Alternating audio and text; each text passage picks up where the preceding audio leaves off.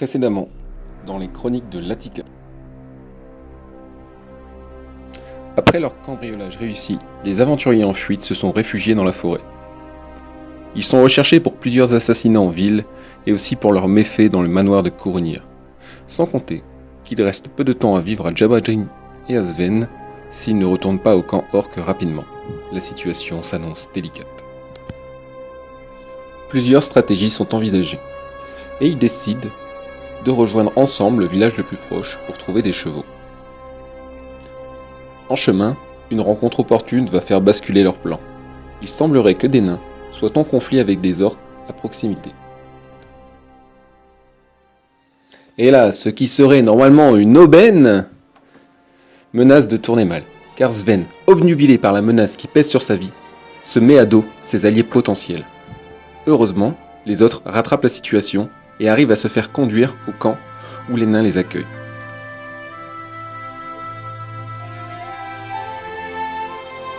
Une fois sur place, Jabradin prend la parole.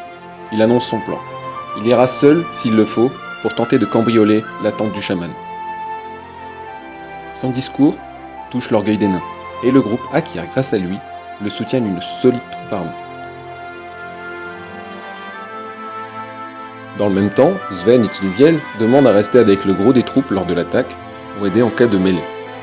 Latika, quant à elle, laisse libre cours à sa haine des orques et annonce qu'elle combattra dans l'avant-garde.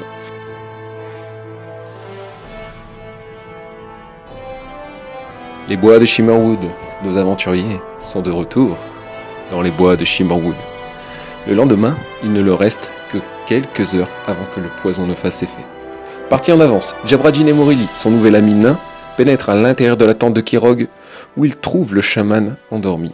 Ils se placent autour de lui et se tiennent prêts en attendant l'attaque.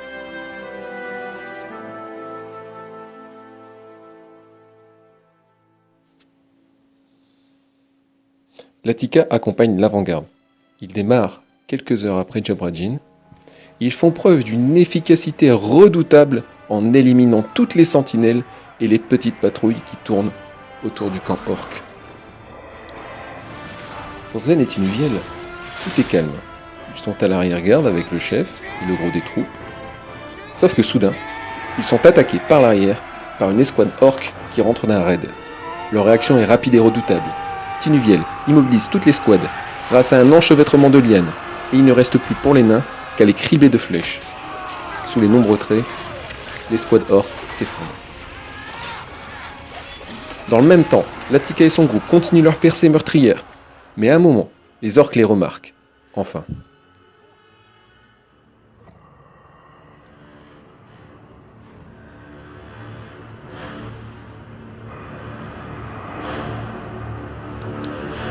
Au bruit des combats et des cris, Keerog s'éveille. Et c'est avec surprise qu'il découvre un jeune alphelin penché sur lui. Il lui dit ainsi : « Si je meurs, tu mourras avec moi, semi-homme. Où est l'œil ?» Notre alphelin lui tend alors l'œil, mais exige de recevoir l'antidote en même temps. Il demande aussi à Keerog de le goûter en premier. Le chaman prend une gorgée de la minuscule fiole et rien ne se passe. Visiblement, la fiole n'est pas un poison. Mais il lui dit d'un air mauvais : « Il ne te reste qu'une seule dose à présent. » L'alphelin comprend à ce moment qu'il vient sûrement de condamner son ami Sven.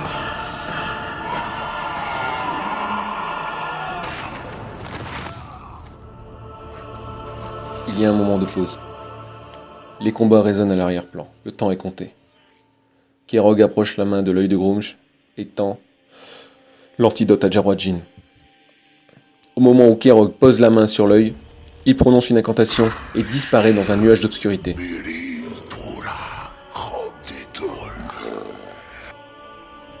Notre alphelin l'ignore encore, mais Keerog a juste fait diversion pour quitter la tente.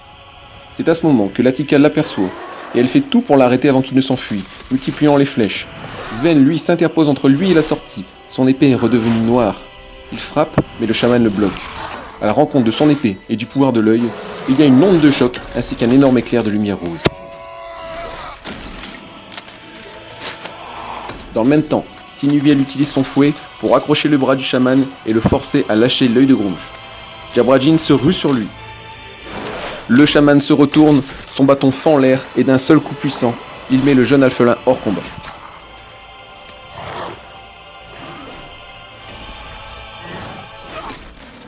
Et c'est Latika dans les secondes qui suivront qui décochera la flèche qui achèvera le vieil orc. À la fin de ce combat, Tinuvienne, dans un éclair de lucidité, enveloppe l'œil de Grunch à l'intérieur de sa cape. Elle a compris que l'artefact a sûrement une connotation maléfique. À la stupeur générale, Sven n'est plus tout à fait humain. Ses yeux et sa voix sont différents. Quelque chose lié au pouvoir de son épée semble prendre l'ascendant sur lui. Jabrajin, lui, est remis sur pied par un ami un peu simplé qu'il s'était fait précédemment dans le camp nain.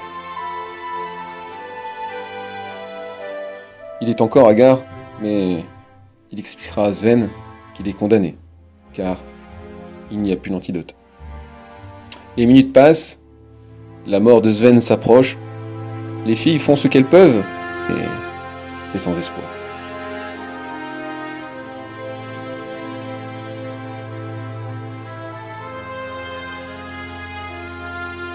Pour tout espoir, ou dans son désespoir, Sven ingurgite une fiole sans être sûr qu'elle le soignera. À ce moment, Sven est pris de violentes douleurs au ventre.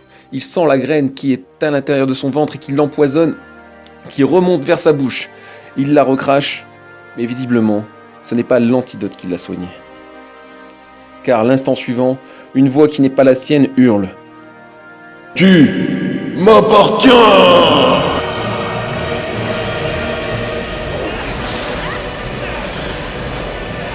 Un nuage de pouvoir l'entoure, d'abord noir, puis blanc, puis rouge. Les trois forces s'entremêlent et se combattent, tel un tourbillon de lumière, d'obscurité et de sang.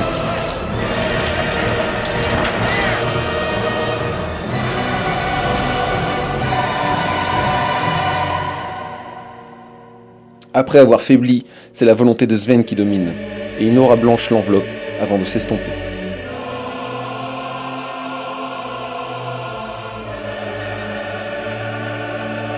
Une fois le calme revenu, le tourbillon de lumière blanche laisse place à un jeune guerrier redevenu lui-même.